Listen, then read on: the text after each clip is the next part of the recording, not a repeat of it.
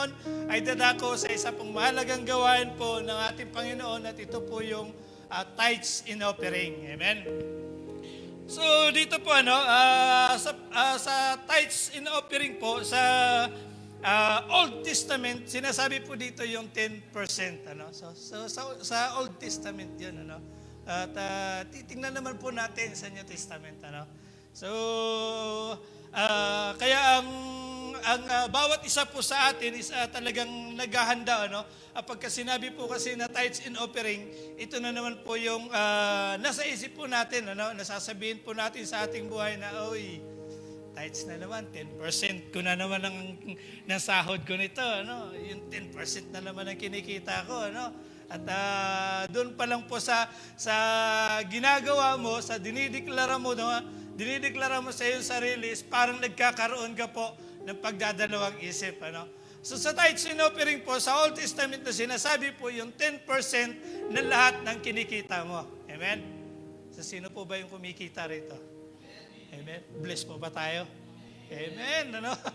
So dito po, pagka sinabing tithes in offering, yung 10% ng kinikita mo is ay ibibigay mo sa gawain po ng ating Panginoon. At dahil po dito, ito po yung isang sangkap na upang makahayo po tayo ng ibang tao. Amen?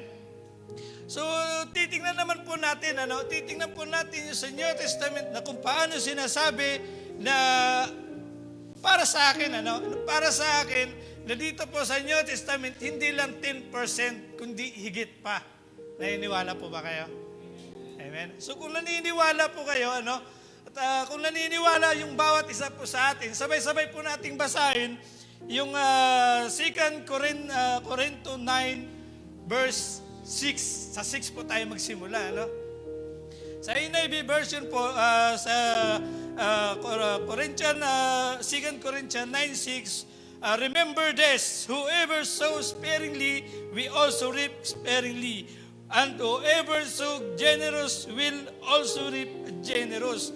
Sa verse 7 po, each of you should give what you have decided in your heart to give, not reluctantly or under compulsion, for God loves cheerful giver. Sa 8 po, and God is able to bless you abundantly so that in all things and all times, having all that you need, you will abundant in every good works.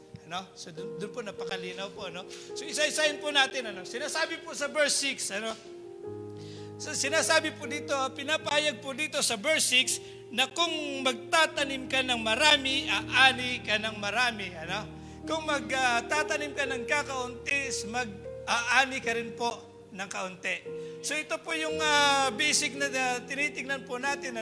So kung halimbawa na lang po dito po sa ating gawain ng Panginoon na kung ikaw ay tumatanggap ng iyong kabuuan ng sweldo o kung ikaw yung kumikita o yung nag-harvest ka ng iyong tinatanim, kasi kadalasan naman po harvest, pagka sumahod tayo, harvest na rin yun. Amen? So dito po, sinasabi po rito yung harvest, magbibigay po tayo ng 10% para sa Panginoon, pero dito po sinasabi dito na kapag nagbigay ka ng marami, is aani ka rin ng marami. Amen? So kung 10%, kung halimbawa 10% lang ibibigay mo, ibig sabihin 10% lang din yung aanihin mo.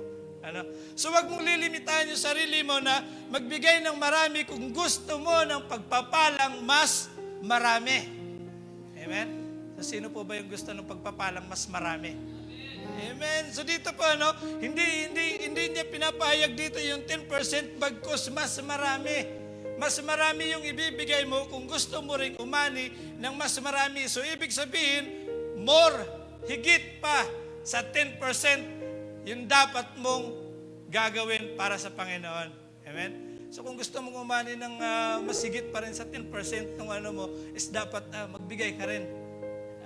Kung gusto mong pagpalain ka ng mas malaki, magbibigay ka rin ng mas malaki rin. Kasi sinasabi niya rito, kung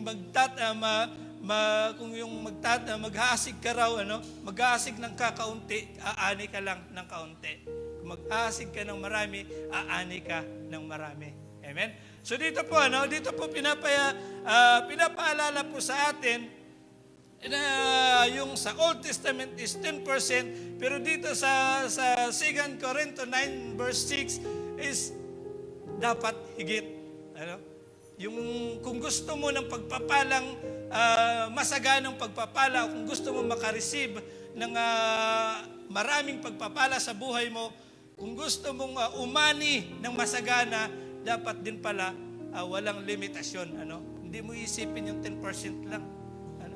Huwag mong isipin yung 10% kasi gusto mo ng marami eh. Gusto mo ng pagpapalang siksik, liglig ka. Ano? Kung gusto mo ng siksik, liglig na pagpapala, dapat huwag mong isipin yung 10%. Ano? So dapat isipin mo yung mas higit pa kasi yun yung gusto mo sa iyong pagpapala sa iyong buhay. Ano? So dito po sa verse 7, ang bawat isa ay magbigay ng ayon sa sariling kapasyahan ng walang pag-atubili at hindi sa pilitan dahil mahal ng Diyos ang nagbibigay ng may kagalakan. Ano? So dito po, tinitignan po ni Lord yung attitude po ng bawat isa po sa atin. Ano? Kung ano yung saloobin mo, ano? Halimbawa na lang po sa katulad ko, ano?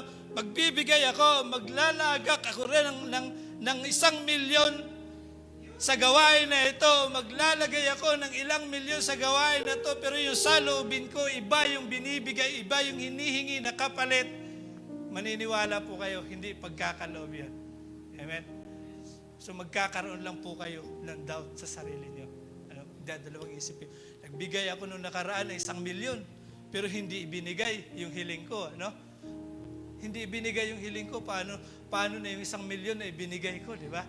So dito po, dito sinasabi dito, yung may kagalakan sa ating puso, hindi basihan dito kung magkano yung ibibigay mo sapagkat ang binabasihan dito, yung saloobin ng ating buhay. Yung saloobin mo, kung ano yung mas nakabuti, alam ni Lord yon para sa iyo.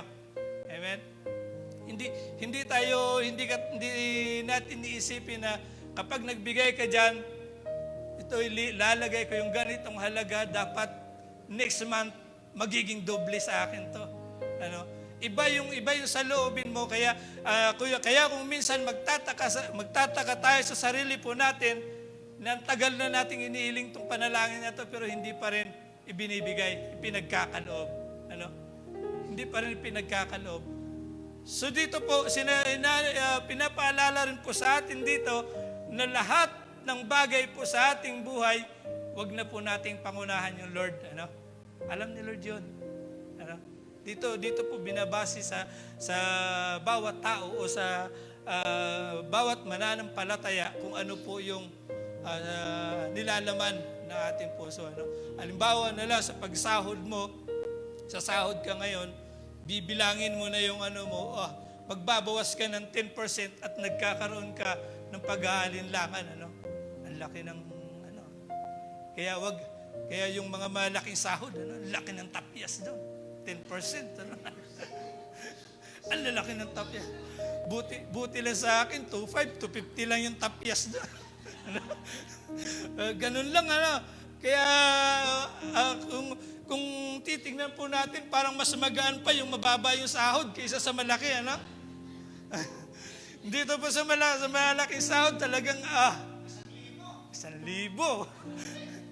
1,000, kalahating buwan ko na yun, Di ba? Kalahating buwan ko na yun. Ganun yung kung iisipin mo yung 10%, So dito po sa pagbibigay po natin is nagkakaroon po tayo ng pagdadalawang isip na kung ito po ba ay ayon sa ating kalooban.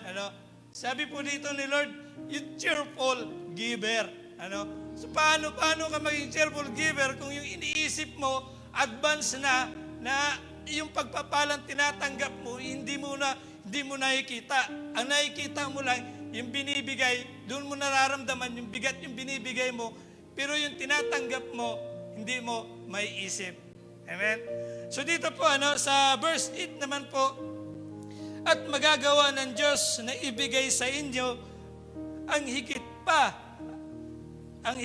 sa inyong mga pangangailangan para sa lahat ng panahon ay maging sapat kayo sa lahat ng bagay at lagi ninyong matutulungan ang iba. Ayun. Amen? Paano po ba tayo makakatulong sa iba? Paano po ba natin? Hindi sinasabi dito na tumulong ka na sa iba, hayaan mo na yung tithes mo, o ibigay mo na to sa tithes mo, o tulong mo na lang, hayaan mo na yung iba. Hindi niya sinasabi dito na hayaan mo yung isa, kundi sinasabi niya dito, pag nagbigay ka ng tithes, dapat wala ka ring mapapabayaan. Amen? So dito po, binibigay po dito sa atin itong verse na ito na tayo po ay huwag tayong magkaroon ng haka-haka, na sinasabi, sapagkat dito po, sinasabi po dito ng Diyos na ibibigay niya ang lahat ng iyong mga pangangailangan, at yung ibibigay niya rin yung higit pa sa iyong kailangan. Amen? So kung halimbawa sa katulad na lang po natin, na ngailangan tayo ngayon ng kalakasan para sa ating gagawing trabaho, gagawin tayo nating trabaho, pero hindi lang kalakasan mo yung binibigay ni Lord, kundi buong pamilya mo nagkaroon ng kalakasan. Amen? So dito po sinasabi ng higit pa sa iyong kailangan. Kung nangailangan ka sa iyong sarili lamang, ibibigay ni Lord yon, hindi lang sa iyo, bagkus sa buong pamilya mo. Amen? So sino po ba dito nakakaranas na ako lang yung pinagpala, yung mga pamilya ko sa Pilipinas? Hindi. Di ba? Lahat po tayo, pinagpala ka rito, pinagpala din po sila, Malakas ka rito, malakas din sila doon, Malusog ka rito, malusog din sila ron. May kinakain ka rito 3 bisis isang araw, mayroon din silang kinakain 3 bisis isang araw.